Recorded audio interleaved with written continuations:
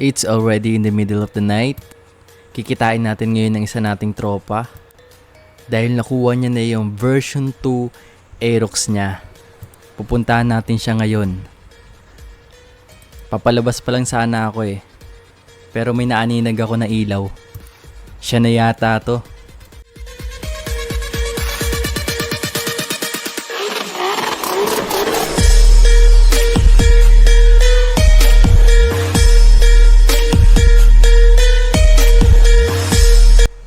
Ang angas gagi. Isa rin kasi to sa mga gusto kong kulay ng Aerox. Matte gray. Ito kasing gamit ko is version 1 na Aerox na kulay puti.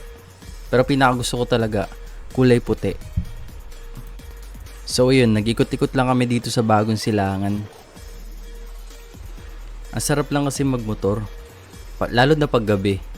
Kahit paikot-ikot ka lang dun sa may lugar nyo. Balak rin namin kasi mag-rides sa malalayo. Pero pag nakuha niya na yung ORCR niya, kasi bawal pa siyang ilabas kasi bagong bili lang. Siguro mga next week yung pwede na yun.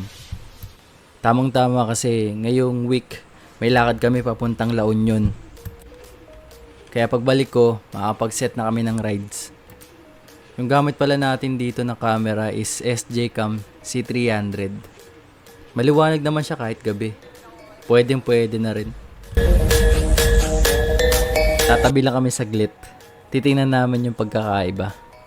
Version 1 kasi yung akin, version 2 yung kanya. Gagawan na rin natin ng montage yan. Pero para sa akin kasi parehas maangas. Andito kami malapit sa Angel's Burger.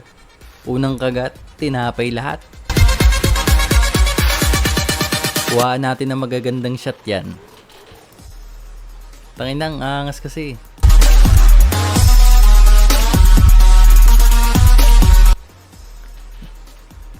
Nag-picture lang muna ako. Tapos bibidyohan natin siya.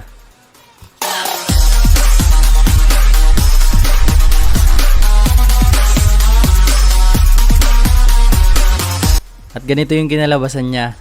Papakita ko sa inyo. 3, 2, 1